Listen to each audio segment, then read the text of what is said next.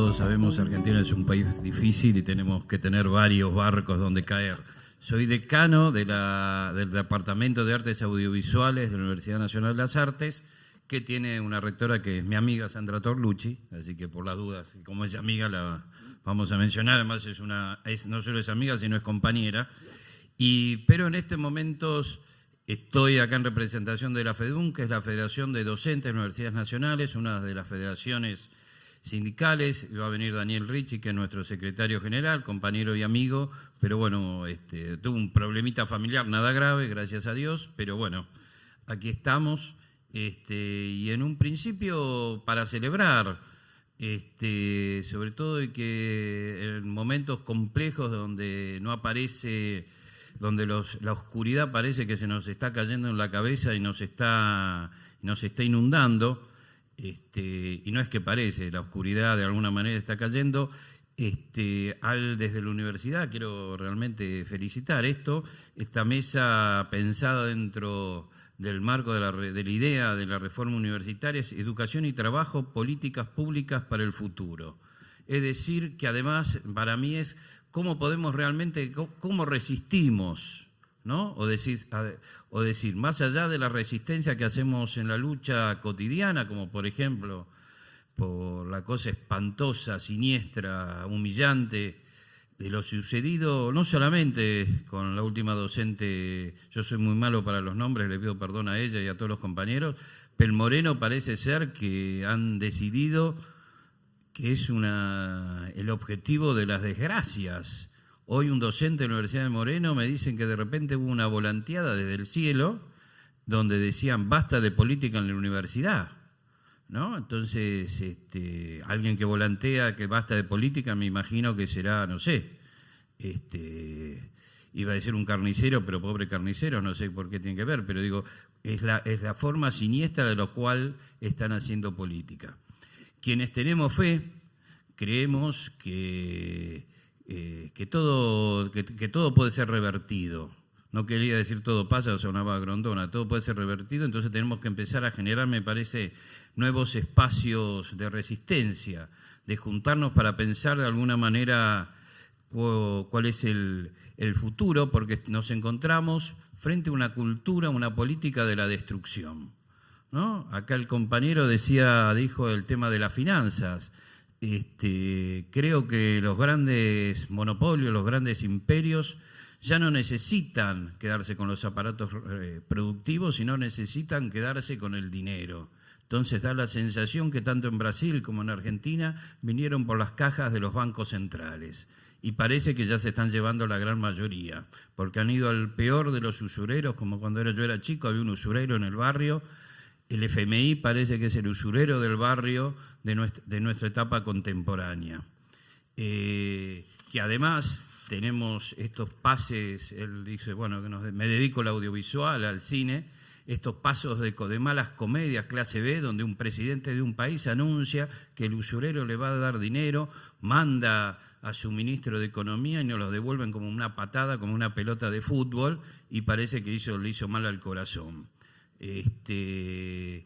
Y entonces, un gran medio de comunicación decide, bueno, que hable con la presidenta de Alemania, que ya le había dicho en otras oportunidades, no iba a haber plata. Estamos dentro de lo siniestro, de lo burdo, dentro de un guión débil, pero que es terriblemente destructivo. Está enmarcado, decía, dentro de la reforma, los 100 años de la reforma universitaria, ¿no? Que quienes trabajamos y hemos ido por las universidades lo hemos escuchado y escuchado. Igual me parece que quienes eran los principales defensores de esa reforma han perdido sus banderas, las han olvidado, las han dejado. Que no sé, pero gran grupo de rectores, grupos de militantes dentro del radicalismo universitario, los he escuchado y ahora parece ser que en realidad no era tan importante, que tan solo era un recuerdo que pasó rápidamente sin pena ni gloria en la ciudad de Córdoba este año. Más allá del esfuerzo de muchos compañeros, como acá el rector de la Universidad de Avellaneda, que hemos estado en varias reuniones en conjunto, pero realmente creo que la posición que tuvo la mitad por el CIN al menos dejó bastante, a mi modo de ver, bastante que desear. Y eso nos lleva a la confusión de con quiénes estamos discutiendo, contra quiénes estamos luchando, a dónde se va perfilando ese enemigo. Y por eso me parece importante esta temática, porque nos vuelve a decir resistir. ¿Cómo vamos a resistir y cómo vamos a pensar y cómo vamos a imaginar este futuro más allá de este presente tan karmático?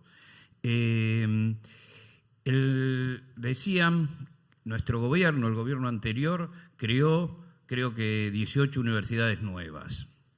Yo recuerdo que son muchas.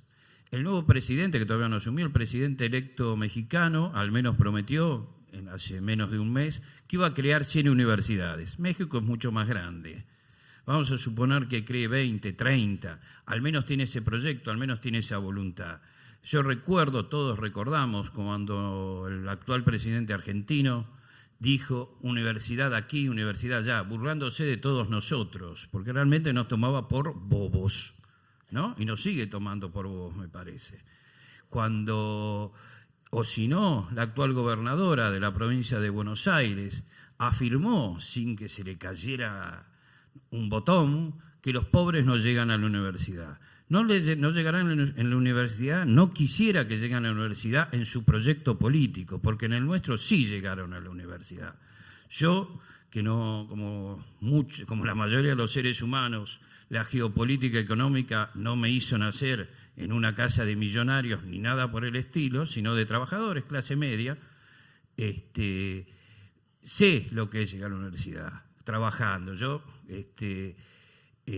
Mi hija mayor nació cuando yo todavía era estudiante, entonces sé lo que es trabajar, sé lo que es estudiar, como millones de graduados de nuestro país. Es decir, es posible, siempre y cuando además no solamente es una voluntad de alguien suelto, sino mientras haya un proyecto político. Por supuesto que los pobres no van a llegar a la universidad cuando se cortan las becas, cuando se cortan los distintos accesos.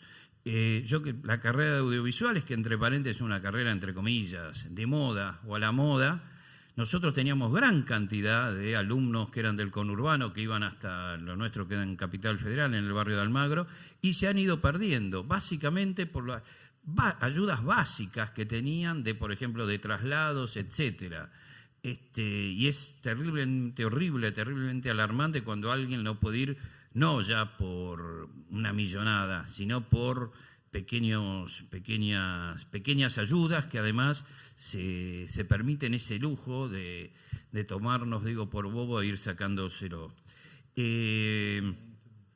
Porque no es para que citar a Vidal solamente para ir a ese lugar común, sino que es un concepto. Creo que estamos cayendo en una ciudad, en un concepto. Vamos a tomar ese lado medio inútil que hay, que además tiene ese olor precapitalista, porque cuando dice que ya no hay más esperanza, nos vuelve al medioevo. Si hay algo que ha tenido el capitalismo, es el imaginario, la fantasía de ir superándose una generación tras otra. Por lo menos durante 2 siglos el capitalismo es lo que nos ha presentado. Ellos no tienen una versión superadora de ese capitalismo liberal, sino una versión que retrocede. Es decir, no hay esperanza, ustedes van a seguir siendo pobres, no hay un peso, no vayan a la universidad, están condenados a la peor de las pobrezas, al peor de los futuros. Ese es el mensaje que nos está dando. Y además, ese mensaje está acompañado por un espíritu, que le voy a dar un nombre, que es el espíritu Torquemada, de la persecución. Pero no solamente una persecución. Torquemada, con la Inquisición, además, lo que buscaba eran las confesiones mediante la tortura. Estas confesiones que las estamos... ¿Y para qué? Después que alguien confiese, no es que iba a ser declarado inocente, sino que era quemado en la plaza pública. Ahora tenemos empresarios que confiesan, basándose en fotocopias, distintas situaciones para que luego otros, y quizás ellos mismos, sean no quemados en la plaza pública, sino en las pantallas de televisión que todos tenemos en nuestras casas o vemos en los distintos bares.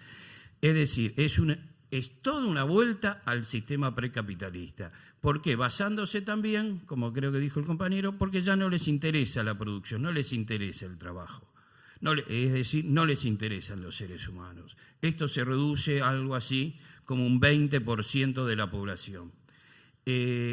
Por eso mismo es el ataque, desde mi punto de vista, a la educación. Porque es un ataque al trabajo, porque es un ataque a la universidad, es el ataque al futuro. Y no solamente al futuro liberal de cada uno de los distintos alumnos, porque todas las estadísticas nos muestran que a mayor nivel de educación es menor el nivel de desocupación. En la historia eso siempre va pasando. Eso no quiere decir que tengan muy buenos trabajos, sino por lo menos tienen la posibilidad al menos de trabajar. Y el ataque al futuro, digo además, es el ataque a la investigación, porque en nuestro país la gran parte o la mayoría de la investigación se desarrolla en el sistema universitario. Y hay, por supuesto, hay de esas investigaciones más abstractas, pero hay también investigaciones que están absolutamente ligados a los medios productivos. Es decir, el desarrollo de un país se da también en la investigación y en la posibilidad de ir avanzando y ir llevando adelante esa, como dijo el vicerrector, que él llamó ¿cómo era? La coproducción, no, eso me sale un concepto de cine. Sí, perdón, pero podemos poner, sí. La cooperación. Es decir, porque se va dando en el país. Y para ir cerrando, dos cositas nomás.